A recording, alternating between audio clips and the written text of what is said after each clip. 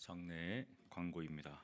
1696반 안영태 집사님, 조종인 권사님이 남편 되신 고요. 4월 20일 월요일 91세로 하나님의 부르심을 받았습니다. 빈술은 전주 효자 장례타운 201호이고 오늘 소방 예배가 오전 7시에 있습니다. 교회에서 6시 30분에 출발합니다. 성도님들의 많은 위로가 있기를 바랍니다. 우리 함께 사도신경하심으로 우리의 신앙을 고백합니다.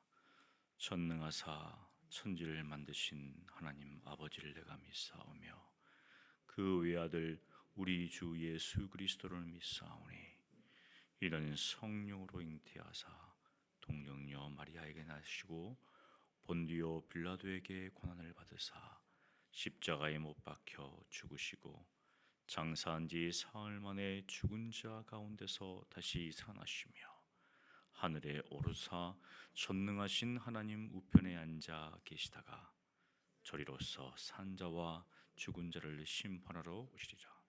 성령을 믿사오며 거룩한 공예와 성도가 서로 교통하는 것과 죄를 사하여 주시는 것과 몸이 다시 사는 것과 영원히 사는 것을 믿사옵나이다. 아멘. 찬송가 430장 찬양 드리겠습니다.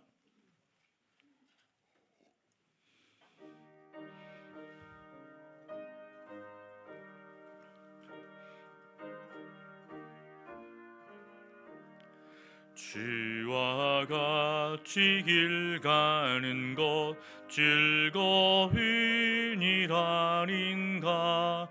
우리 주님 걸어가신 발자취를 밟겠네. 한 걸음 한 걸음 주 예수와 함께 날마다 우리 걸어가리. 어린 아이 같은 우리 미련하고 약하나 주의 손에 이끌리어 생명길로 가겠네. 한 걸음 주 예수와 함께 날마다 우리 걸어가리. 꽃이 피는 들판이나 험한 골짜기라도 주가 인도하는 대로 주와 같이 가겠네. 한 걸음 주 예수와 함께 날마다 우리 걸어가리. 옛 선지자 헤녹같이 우리들도 천국에 들려 올라갈 때까지 주와 같이 걷겠네. 한 걸음 주 예수와 함께 날마다 우리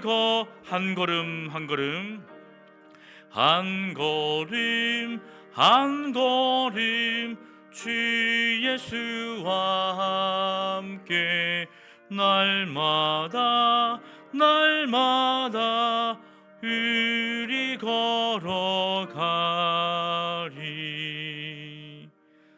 아멘. 거룩하신 하나님 아버지, 오늘도 우리에게 생명을 허락하여 주시고 아버지 앞에 나와서 이렇게 찬양하며 기도하며 말씀을 들을 수 있는 은혜를 허락하여 주시니 감사합니다.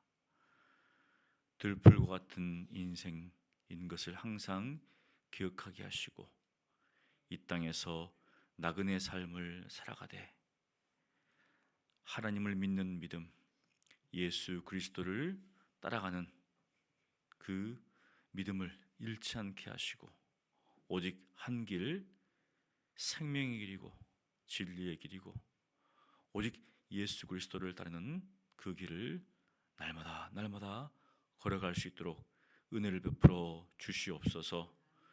주님과 함께 걸어가는 길이 비록 가시밭길이라 할지라도 그 앞에는 영광이 있사오니 그 영광의 문을 바라보면서 오늘도 한 걸음 한 걸음 주님과 기쁨 가운데 동행하는 하루가 되게 하여 주시옵소서.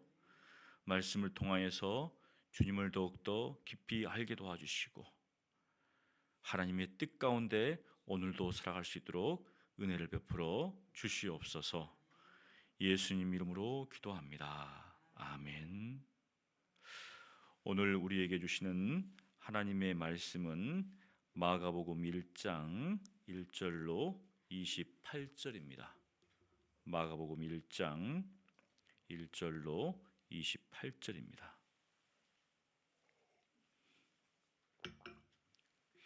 우리 한 목소리로 봉독하겠습니다. 하나님의 아들 예수 그리스도의 복음의 시작이라. 선지자 이사야의 글에 보라 내가 내 사자를 내 앞에 보내노니 그가 내 길을 준비하리라. 광야에 외치는 자의 소리가 있어 이르되 너희는 주의 길을 준비하라. 그의 오실 길을 곧게 하라. 기록된 것과 같이 세례 요한이 광야에 이르러 죄 사함을 받게 하는 회개의 세례를 전파하니 온 유대 집안과 예루살렘 사람이 다 나아가 자기 죄를 자복하고 요단강에서 그에게 세례를 받더라. 요한은 낙타털 옷을 입고 허리에 가죽띠를 띠고 메뚜기와 석청을 먹더라. 그가 전파하여 이르되 나보다 능력 많으신 이가 내 뒤에 오시나니 나는 굽혀 그의 신발끈을 풀기도 감당하지 못하겠노라. 나는 너희에게 물로 세례를 베풀었거니와 그는 너희에게 성령으로 세례를 베푸시리라. 그때 예수께서 갈릴리 나사렛으로부터 와서 요단강에서 요한에게 세례를 받으시고 곧 물에서 올라오실새 하늘이 갈라짐과 성령이 비둘기같이 자기에게 내려오심을 보시더니 하늘로부터 소리가 나기를 너는 내 사랑하는 아들이라 내가 너를 기뻐하노라 하시니라. 성령이 곧 예수를 광야로 몰아내신지라. 광야에서 40일을 계시면서 사탄에게 시험을 받으시며 들짐승과 함께 계시니 천사들이 수종들더라. 요한이 잡힌 후 예수께서 갈릴리에 오셔서 하나님의 복음을 전파하여 이르시되 때가 찼고 하나님의 나라가 가까이 왔으니 회개하고 복음을 믿으라 하시더라. 갈릴리 해변으로 지나가시다 시몬과 그 형제 안드레가 바다에 금을 던지는 것을 보시니 그들은 어부라. 예수께서 이르시되 나를 따라오라.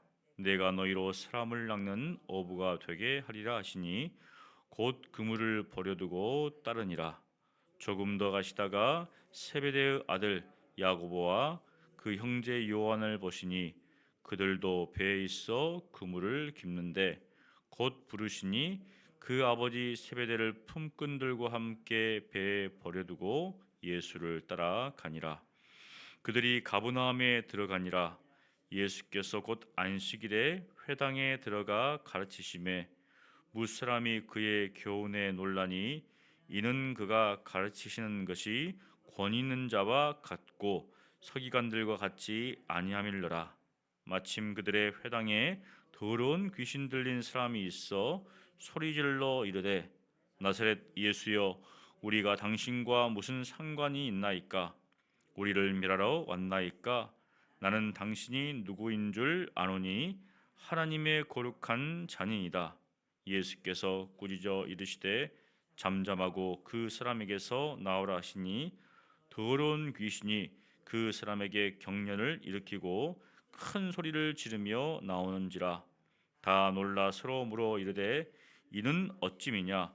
권위 있는 새 교훈이로다. 더러운 귀신들에게 명한즉 순종하는도다 하더라. 예수의 소문이 곧 온 갈릴리 사방에 퍼지더라. 아멘. 오늘부터 우리는 마가복음을 보게 됩니다. 마가복음은 마가가 예수님에 대해서 쓴 글이죠. 사복음서 중에서 가장 짧은 복음인데 굉장히 빠른 속도로 예수님에 대해서 잘 이야기를 해줍니다. 이 1절에 보면 이렇게 얘기하죠. 시작이다, 처음이다. 무엇의 시작인가? 무엇의 처음인가? 바로 예수 그리스도의 복음. 예수님이 누구십니까? 그리스도시고 이 소식은 기쁜 소식이라는 겁니다. 그러니까 우리가 이 소식을 들을 때는 좋은 소식이잖아요. 기쁜 소식, 행복한 소식이고, 그래서 복음서를 읽을 때마다 우리는 마음에 기쁨이 일어나야 됩니다. 왜냐하면 복음이니까요. 불치병에 걸리는 환자가 있는데 얼마나 슬픕니까? 불치병이니까. 그때 의사가 찾아와서 신약이 개발됐습니다. 얼마나 기쁠까요? 온 가족이 기뻐할 겁니다. 실직한 가장이 있습니다. 이렇게 구인을 해도 쉽지 않아요. 이렇게 직업을 구해도. 그러다가 통보가 받았어요. 이제 취업이 되었다고. 얼마나 기쁜 소식입니까? 그런 기쁜 소식이죠. 우리의 영혼이 죄악 중에 있다가 건짐을 받았다. 구원자가 나타났다. 메시아가 나타났다. 지금 곳곳마다 이제 막 전쟁이잖아요. 힘 있는 나라가 뭐 힘 없는 나라를 이렇게 하는 거잖아요. 이 세상에서 강자가 약자를 때리면 법이 있어가지고 제재를 가하잖아요. 근데 나라와 나라끼리 싸우면 그건 좀 안 통하는 것 같아요. 아무리 국제법이 있다 할지라도 옛날 제국 보면 로마가 침범하잖아요. 바벨론이 누가 할 수 있습니까? 힘이 센 자가 곧 법인데. 그런데 그러한 어려움 가운데 있을 때 누군가가 나타나서 평안을 주면 그 사람은 구원자가 되는 것이죠. 페르시아의 고레스 왕 같은 경우에는 이스라엘 사람들은 그를 구원자라고 생각했습니다. 왜냐하면 자기 백성을, 이스라엘 백성을 돌아오게 했잖아요. 그러니까 고레스를 메시아다 이렇게 표현을 했습니다. 그런 것처럼 죄악 가운데 있는 우리에게 구원을 주시는 분이 누구신가? 바로 그 소식이 예수 그리스도의 복음이다. 그래서 복음의 시작이다 이렇게 얘기합니다. 그런데 이 시작은 그냥 갑자기 어디선가 막 나온 게 아니라 하나님께서 미리 선지자를 통해서 예언을 했다는 겁니다. 그래서 이사야의 그의 그래, 선지자 이사야의 그래, 구약에 예언된 대로 하나님께서 메시아를 보내시는데 메시아를 보낼 때 그냥 보내는 게 아니라 미리 그 길을 예비하는 사자를 보내실 것이다. 바로 그게 이제 세례 요한이죠. 세례 요한에 대해서 미리 앞서 예언을 했습니다. 보십시오. 3절에 보니까 광야에 외치는 자의 소리가 있어 이르되 너희는 주의 길을 준비하라 그의 오실 길을 곧게 하라 기록된 것과 같이. 광야에서 누군가가 나타나서 주의 길을 예비하시오라고 이렇게 한다는 겁니다. 그게 누군가? 바로 예수님 당시의 세례 요한이다. 요한이라는 이름은 많잖아요. 많습니다. 흔한 이름입니다. 근데 우리가 사도 요한도 있고 세례 요한도 있는데 이 세례 요한은 세례를 베풀었다 해가지고 이제 앞에다가 세례 요한 이렇게 하는 것이죠. 요단강에서 세례를 베푸는 사람인데 이 사람 보니까 특이합니다. 광야에 있다가 탁 튀어나와서 사람들에게 회개를 전파했습니다. 특별한 뭐 이적을 베풀었는가, 뭐 기적을 베풀었는가 그런 거 안 나옵니다. 근데 이 사람의 복장 보십시오. 낙타 털옷을 입고 먹는 것은 메뚜기야 꿀을 먹으면서 그렇게 사는 사람이거든요. 일반적인 사람이 아니잖아요. 그래서 다들 선자로 이제 여기는 거죠. 하나님께서 보낸 사람이다. 어떤 사람은 메시아 아닌가라고 생각하는데 이 사람이 와서 회개의 세례를 전파합니다. 사실은 이제 내용들이 그렇게 많이 나오지 않지만 마태복음에 보면은 자기에게 세례 받으러 온 사람들을 향하여서 막 이 독사의 자식들아 이런 말 하거든요. 여러분들이 왔어요. 이렇게 많이 모이는데 설교자가 이 독사의 자식들아 왜 왔냐 하면 어떻습니까? 전도해 갖고 데려왔는데 갑자기 대놓고 막 독사의 자식을 하면 어떻습니까? 이거 큰일이잖아 이제. 목사님 왜 이러시나 아마 다 그냥 흩어질 겁니다. 근데 놀랍게도 막 이 독사의 자식들 하는데도 불구하고 사람들이 어떻게 할 것인가 이렇게 묻습니다. 이제 우리는 어떻게 할 것입니까? 바로 이 세례 요한이 회개의 세례를 전파할 때 사람들이 이제 회개하고 세례를 받는 역사가 일어납니다. 그런데 이제 궁금하잖아요. 당신 도대체 누구인가? 이야기하죠. 8절 보니까 나는 너희에게 물로 세례를 베풀었거니와 요단강에서 물로 세례를 베푸는 자이지만 내 뒤에 내가 신발끈을 풀기도 그것을 감당하기도 어려운 그러한 사람이 오신다. 그는 너희에게 성령으로 세례를 베풀리라. 성령으로 세례를 베풀리라 했을 때 아마 듣는 사람들은 알았을 거예요. 그 당시에는 성령으로 베푸는 게 무엇이지? 라고 했을 거지만 이게 기록된 마가복음이 기록된 시점은 이제 거의 사도들이 이제 순교를 당한 후이기 때문에 거의 이것을 듣는 사람은 성령으로 세례를 받는 것이 무엇인지를 안다는 것이죠. 그러면서 이제 9절부터 예수님이 등장합니다. 그때 예수께서 갈릴리 나사렛, 예수님을 나사렛 사람이라 하잖아요. 태어나기는 베들레헴에서 태어났는데 사시는 것은 나사렛이다. 그럼 예수님은 베들레헴 사람입니까? 나사렛 사람입니까? 예, 나사렛 사람이죠. 근데 고향은 또 베들레헴이잖아요. 태어났으니까. 근데 나사렛 하는 것은 나사렛에서 쭉 사셨기 때문에 갈릴리 나사렛 진짜 우리는 잘 알지만 그 당시에는 조그만 마을입니다. 우리가 전라북도 전주하면 다 알잖아요. 근데 무슨 리 하면 뭐 완주에 무슨 리 하면은 모르잖아요. 근데 그런 곳이거든요. 이 갈릴리 나사렛. 근데 2000년이 지난 지금 우리는 다 알고 있습니다. 예수 믿는 사람들은 왜냐하면 나사렛 예수님이 그곳에 사셨기 때문에 나사렛이 특별한 곳인가? 전혀 특별한 곳이 아니죠. 지금 살아서도 전혀 이상할 곳이 없지만 지금 가면은 1세기의 예수님의 그 마을이라고 해가지고 우리나라처럼 어떻습니까? 뭐 민속마을 만들어 놨어요. 누구 때문에? 예수님 때문에.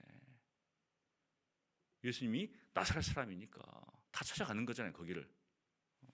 예전에 큰 전주 같은 도시는 사라졌습니다. 그리고 뭐 흔적도 거의 없어요. 근데 거기는 남아가지고 사람들이 살고 있고 이제는 큰 도시가 됐죠. 큰 마을이 됐습니다. 예수님 때문에. 근데 이 예수님께서 거기 계시다가 요단강가에 있는 요한에게 오셨습니다. 세례를 받기 위해서. 죄가 없으시지만 하나님의 의를 이루기 위해서 세례를 받으러 오셨습니다. 그리고 세례를 받으시고 이제 물에서 올라오시던데 어떤 일이 발생하는가?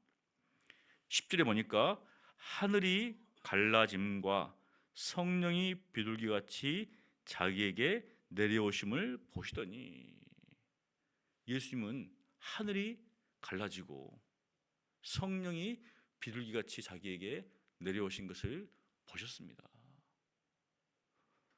세례 요한은 봤는지 모르겠어요. 읽다가 좀 궁금한데 세례 요한도 같이 봤는가? 근데 예수님은 보셨거든요. 그리고 또 들었습니다. 무슨 말인가? 하늘로부터 소리가, 너는 내 사랑하는 아들이라, 내가 너를 기뻐하노라. 사실 이 세례는 예수님이 받을 필요가 없죠. 죄가 없으시니까 회개할 필요가 없습니다. 근데 우리의 죄를 다 짊어지셔야 했기 때문에 예수님께서 친히 세례를 받으셨는데, 하나님께서 세례를 받고 올라오실 때 너는 내 아들이다, 내가 너를 기뻐한다, 이렇게 확증해 주신 거죠. 공적 사역이 어떻게 보면 시작이 될 수 있습니다. 그러면 어떻습니까? 이제 예수님께서 사람들에게 나가셔가지고 막 복음을 증거하면 놀라운 일들이 이제 일어나는데, 갑자기 어떤 일이 발생하는가? 성령께서, 비둘기같이 내려오신 성령께서 그를 광야로 몰아내십니다. 광야로 몰아냈다. 아무것도 없는 허허벌판, 낮에는 굉장히 뜨겁고 밤에는 무지 추운 그 광야로 내몰았다는 겁니다. 무엇을 하기 위해서요? 거기에서 40일간, 그래서 종종 40일 금식 기도가 있잖아요. 40일 기도. 왜 40일인가? 100일도 아니고 70일도 아니고 뭐 30일도 아니고 40일. 이스라엘 백성들에게는 숫자가 의미가 있죠. 그냥 우리는 뭐 우리에게도 뭐 숫자 3, 뭐 7 다 의미가 있잖아요. 그런 것처럼 광야에서 40년 동안, 400년 동안, 40년 동안이죠. 40년 동안, 400년 동안 또 애굽에 종살이 하다가 430년이라고 이야기도 하는데요. 또 40년 동안 광야 생활했는데, 그것을 이제 빗대어서 예수님은 40일 동안 광야에서 밤낮으로 주신 후에 사탄에게 시험을 받습니다. 여기는 그냥 내용은 나오지 않죠. 이스라엘 백성이 겪었던 그러한 광야의 삶을 예수님도 그대로 몸소 겪으신 후에 사탄으로부터, 하나님을 대적하는 존재잖아요, 시험을 받습니다. 구체적인 내용이 나오지 않지만 우리가 마태복음에 보면 쭉 내용들이 나옵니다. 그리고 여기에 보면 받으시며 천사들이 수종들더라 이렇게 했으면은 이상할 것이 없는데, 들짐승과 함께 계시니, 이런 내용이 나와요. 들짐승과. 그러면 이 들짐승은 도대체 뭔가? 늑대인가? 일인가? 뭐 사자인가? 왜냐하면 광야에는 이런 들짐승이 있다는 거죠. 우리나라에서 어디 산에서 잠을 잔다 그러면 산에 가면 그잖아요, 곰 출현주의 하잖아요. 이 곰은 회색 곰입니까? 불곰입니까? 반달곰이죠. 별로 무섭다고 생각하지 않죠. 반달곰 맞잖아요. 우리는 예쁘다, 뭐 귀엽다라고 생각하는데, 만일 불곰이 있다, 회색곰이 있다, 이러면 굉장히 두렵습니다. 근데 우리나라에 그런 곰들이 없잖아요. 러시아 같은 데 가면 그런 게 있죠 이제. 그래서 산에 가면은 끌려갑니다 이제. 마찬가지로 예수님도 광야에 있었기 때문에 이런 들짐승과 함께 계셨다. 굉장히 사실적이죠. 위험이 도사리고 있는 곳에, 근데 놀랍게도 천사가 수정을 들더라. 사탄도 있고 시험을 받고 들짐승도 있고, 누구만 없습니까? 사람만 없어요. 사람들만 없고.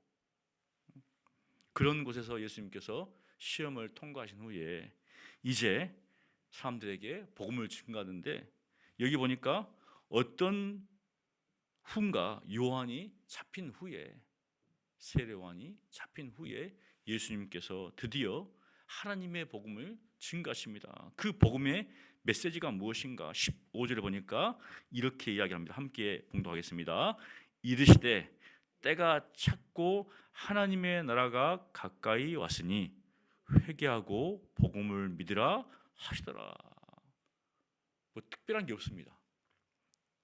세례 요한이 전파했던 것 동일하거든요. 회개하라. 하나님의 나라가 가까이 왔다. 때가 찼다는 겁니다. 하나님의 때가 찼고 하나님의 나라가 가까이 왔으니 이제는 돌이키라. 학생들이 이제 입학을 하든지 개학을 하면은 선생님이 자, 시험 본다, 공부해라, 이런 말 안 하잖아요. 이제 쭉 가르친 후에 시간이 되면 자, 이제 중간고사다. 요즘은 보니까 벌써 학원에서부터 뭐 한 달 전부터 공부를 시키더라고요. 이제 맞잖아요. 제가 다닐 때는 한 2주, 1주 시험 기간 들어갔는데 요즘은 한 달 전부터 미리 공부를 시켜요. 지금. 왜냐하면 때가 지금 찼기 때문에, 중간고사 때가 찼기 때문에. 딱 차니까 어떻습니까? 그때부터 공부를 시키는 거죠. 요즘은 또 보니까 중학교에 들어가면은 뭐 자율학습제가 있어가지고 한 학기는 아예 그냥 거의 시험 없이 하더라고요. 이제 얘들이 얼마나 즐겁습니까? 시험이 없으니까 공부를 당연히 안 하겠죠. 시험을 보는 학급이 있고 시험을 안 보는 학급이 있습니다. 어디가 더 공부를 열심히 하는가? 당연히 시험을 보는, 왜냐하면 야, 이거 해야 되니까. 그런 것처럼 하나님의 나라가 가까이 왔다는 거죠. 빨리 돌이켜라. 그러면서 이제 예수님께서 전파하면서 주로 다니시는 곳이 바로 갈릴리 해변입니다.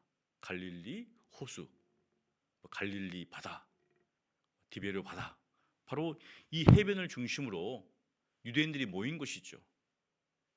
그곳을 중심으로 이제 예수님께서 제 아들을 부르십니다. 16절에 보니까 누가 나오는가?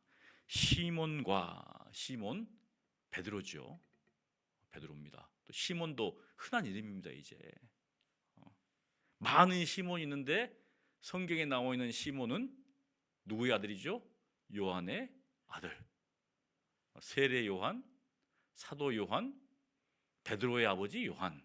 아, 요한이 굉장히 많구나. 철수, 김철수, 이철수, 박철수, 뭐 이런 거예요 지금 현재. 시몬과 또 그의 형제 안드레. 하나님은, 예수님은 제 아들을 부르실 때 한 번에 두 사람씩 부르는 것 같아요. 보니까 그냥 형제들을 그냥 같이 부른 것 같아요. 놀랍게도 보니까 시몬과 그 형제 안드레가 바다에 그물을 던지고 있는데 그들을 보시면서 이렇게 말씀하십니다. 나를 따라오라. 나를 따라오라. 무엇을 해주겠다? 내가 너희로 사람을 낚는 어부가 되게 하리라. 고기를 낚고 있었는데 예수님께서 이제는 사람을 낚는 어부가 되게 하리라. 그러니까 따라옵니다. 보니까 곧, 중요합니다. 곧 생업이잖아요. 따라오라 할 때 고민 되겠지요. 근데 이 요한, 이 시몬과 안드레는 곧 그물을 버려두고 그냥 따릅니다. 확신이 있었겠죠. 맞잖아요. 예수님에 대해서 어느 정도 들었기 때문에 누가 지나가다가 나를 따르세요 하면 따르겠습니까? 근데 뭔가 예수님에 대해서 알고 있었기 때문에 그것을 딱 버려두고 따랐다는 겁니다. 근데 조금 더 갔습니다. 조금 더 가니까 이번에는 이제 세베대의 아들 야고보와 그 형제 요한을 봤는데 여기 보니까 배에 있어요. 이제 배를 소유했다는 거죠. 아버지와 함께 그물을 깃고 있었습니다. 예수님께서 또 부르십니다. 여기 보니까 또 이제는 어떻습니까? 앞에 있는 사람 베드로와 안드레는 그물을 버려뒀는데 여기는 아버지 세베대를 품꾼들과 함께 배에 버려두고 아버지도 버리고 품꾼들도 버리고 배도 버리고 예수님을 따랐다는 겁니다. 예수님께서 우리를 부르실 때는 어떻습니까? 가족 간의 정도, 또 이 세상의 소유도 버린다는 거죠. 가장 큰 거잖아요. 가족도 마찬가지고 소유도 마찬가지고. 제가 어떤 집사님 어머니가 이제 하나님의 부르심을 받으셨는데 그 어머니가 마지막까지 마음 가운데 그 뭐라고 하죠? 아쉬움. 그 뭐냐면은 그 어머니가 이제 선교사님을 따라서 이제 미국으로 어렸을 때 이제 있잖아요. 청소년기에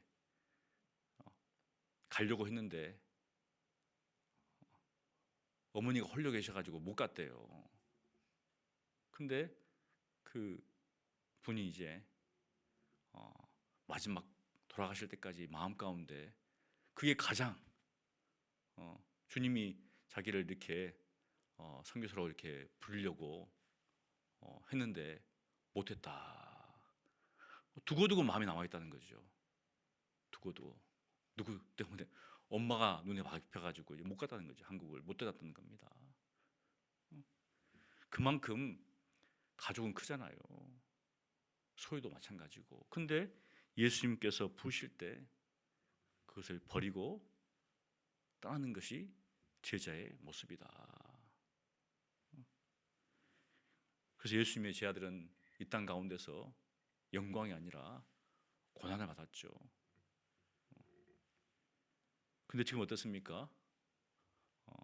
미국에 가면 뭐 베드로, 피터, 다 제임스 다 붙어 있잖아요. 그러면서 21절부터 보니까 예수님께서 이제 가버나움에 들어가십니다. 그 당시 갈릴리 바다에서 조금 큰 도시가 이제 갈릴리인데요, 가버나움인데요. 안식일에 회당에 들어가시죠. 왜냐하면 예수님은 유대인이니까 당연히 안식일은 어디에 있는가? 바로 회당에 들어가서 하나님의 말씀을 증거합니다. 근데 놀랍게도 뭐냐면 사람들이 예수님의 메시지를 듣고는 야, 이 권위 있는 말씀이다.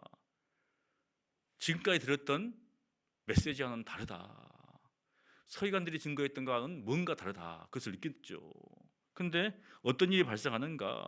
더러운 귀신이, 요즘은 귀신 들리는 사람이 많이 안 보인 것 같아요. 그냥 저 사람은 정신병이다 이렇게 하는데 옛날에는 막 돌아다니다 보면 어떻습니까? 이 귀신 들리는 사람이 있잖아요. 이제 막 소리를 지르면서 막 대학교에도 한두 명씩 있었습니다. 이제 제가 아는 선배들도 성경 들고 새벽에 이제 경건을 하고 이렇게 가는데 갑자기 어떤 사람이 나타나가지고 막 뭐라고 하고 자기한테 막 예수 믿는다고 막 뭐 있잖아요. 이상한 사람들이 그리고 막 도망가고 그런 경우가 있는데 여기 보니까 예수님께서 딱 꾸짖으시니까 큰 소리를 내면서 격려를 일으키면서 나갑니다. 이제 그래서 다 놀라죠. 27절에 보니까 이 귀신 들리는 사람들을 제할 수 있는 사람이 없었는데 예수님께서 한 말씀 하시니까 그냥 알아서 나갑니다. 그런데 나가기 전에 귀신들이 이렇게 하죠. 내가 당신을 압니다. 나는 당신이 누구인 줄 압니다. 귀신들은 아는 거죠. 예수님이 누구신지를. 근데 사람들만 모릅니다. 예수님이 누구신지를. 그러니까 물어보잖아요. 계속 당신 누구십니까? 귀신들은 알아도 어떻습니까? 사람들은 모른. 그러면서 귀신 들린 사람들이 쫓겨난 것을 보면서 새 교훈이다. 그들이 보기에는 굉장히 새롭죠.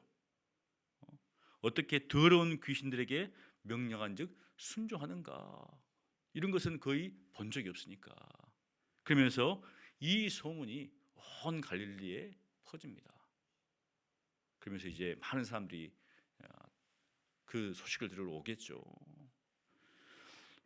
이러한 일이, 이 복음이 2000이 지난 우리에게까지 왔습니다. 얼마나 기쁜 소식인가. 죄악 가운데 있는 우리에게 이 구원의 소식이 왔습니다. 그렇다면 이 소식은 어떻습니까? 계속 전파돼야 되겠죠. 누구를 통해서? 예수 그리스도를 믿는 우리를 통해서. 이 기쁨의 소식을 받았으니 오늘도 기뻐하며 이 기쁜 소식을 증가하는 여러분 되시기를 간절히 축원합니다. 거룩하신 하나님 아버지, 예수님께서 그리스도시고 예수님께서 하나님의 아들이십니다. 죄악된 우리를 구원하시기 위해서 친히 사람의 몸을 입으시고 또 요단강에서 세례를 받으시고 또한 사탄에게 시험을 받으시고 모든 사람들에게 복음을 증가하며 또 제 아들을 부르셨고 오늘을 사는 우리에게까지 복음이 증거되사 우리 또한 예수님을 믿고 살게 하신 것 감사합니다. 하나님, 저희들로 하여금 복음을 받았으니 그 복음 안에서 기뻐하게 하시고 복음을 증가하는 삶을 살아갈 수 있도록 은혜를 베풀어 주시옵소서. 아직도 하나님을 알지 못하는 저희 주변에 가족들이 있고 친척들이 있고 친구들이 있고 이웃들이 있습니다. 그들에게 생명의 복음, 이 기쁜 소식을 증가하는 저희들의 삶이 될 수 있도록 은혜를 베풀어 주시옵소서. 예수님 이름으로 기도합니다. 아멘. 오늘 말씀을 기억하면서 복음을 받은 사람으로서 기뻐하며 이 기쁜 소식을 우리의 삶을 통해서, 우리 입술을 통해서 증가하는 삶을 살게 달라고 우리 함께 기도하겠습니다.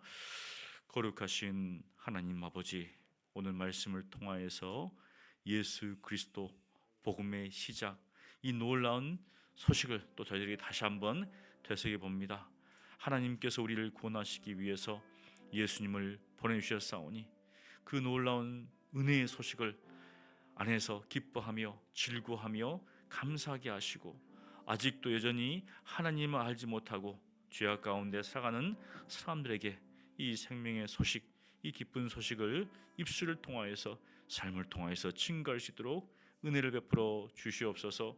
우리가 만난 예수 그리스도를 또 증거할 수 있도록 도와주시고 오늘도 그 생명 안에서 그 복음 안에서 기뻐하며 하루를 살아갈 수 있도록 은혜를 베풀어 주시옵소서.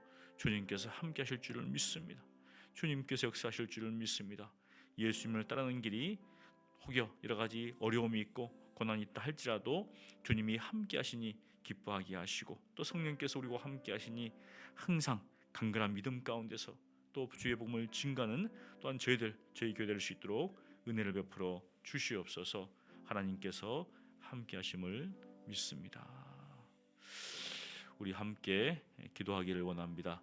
우리 세대별로 구성된 각 교구 안에서 삶을 함께 나누는 믿음의 공동체로서 우리 교회가 자라갈 수 있도록 도와주시고 또 다음 세대를 품고 섬기는 우리 교사들이 진리에 흔들림 없이 굳게 섰게 하시고 또 이 교사로서의 사명을 충성스럽게 감당하도록 위해서 기도해 주시고요. 우리 피택자들 교육을 받고 있습니다. 하나님, 진리의 말씀 가운데 굳건히 서고 또 주님의 나라를 향해 나아가는 믿음의 동역자들로 함께 서어갈 수 있도록 우리 함께 기도해 주시고 개인 기도하시고 돌아가시면 되겠습니다. 기도하겠습니다. 거룩하신 하나님 아버지, 저희 교회가 올해부터 새롭게 교구를 개편하여서 세대별로 또 함께 모여서 믿음의 길을 이 거를 갖고 있는데 하나님께서 은혜를 베풀어 주셔서 이러한 세대별 속으로 모임을 통하여서 우리의 믿음이 더욱더 굳건해질 수 있도록 도와주시옵시고 함께 이 길을 걸어갈 수 있도록 주여 은혜를 베풀어 주시옵소서. 혹여 참여하지 못하는 우리 지체들도 있습니다. 하나님께서 그들의 마음도 움직여 주셔서 함께 또 믿음 안에서 교제할 수 있도록 도와주시옵시고 이 신앙의 길을 함께 걸어갈 수 있도록 도와주시옵소서. 다음 세대를 위하여서 우리 교사들이 계속 40일 또 특별 기도회를 하고 있고, 또 여러 가지 금요상행이 또 함께 모이며 또 부서별로도 교육을 받고 있는 가운데 있습니다.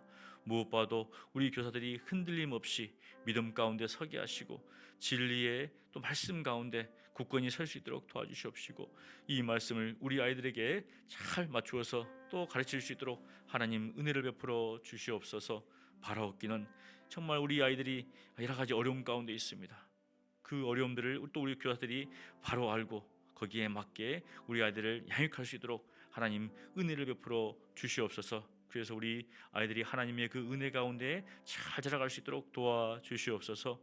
우리 비택자들 하나님 기억하여 주시옵시고, 이 교육 기간 동안에 하나님 함께 해주셔서 함께 믿음의 길을 걸으며 함께 주의 나라의 동역자로서 세워져 갈 수 있도록 주여 은혜를 베풀어 주시옵소서. 어려움이 있다 할지라도 함께 가오니 기뻐하며 즐거워하며 감사하며 이 교육들을 잘 받고 또 귀한 주의 일꾼들로서 다 세워져 갈 수 있도록 은혜를 베풀어 주시옵소서. 우리 주님께서 함께 하실 줄 믿습니다. 주여 도우시옵소서.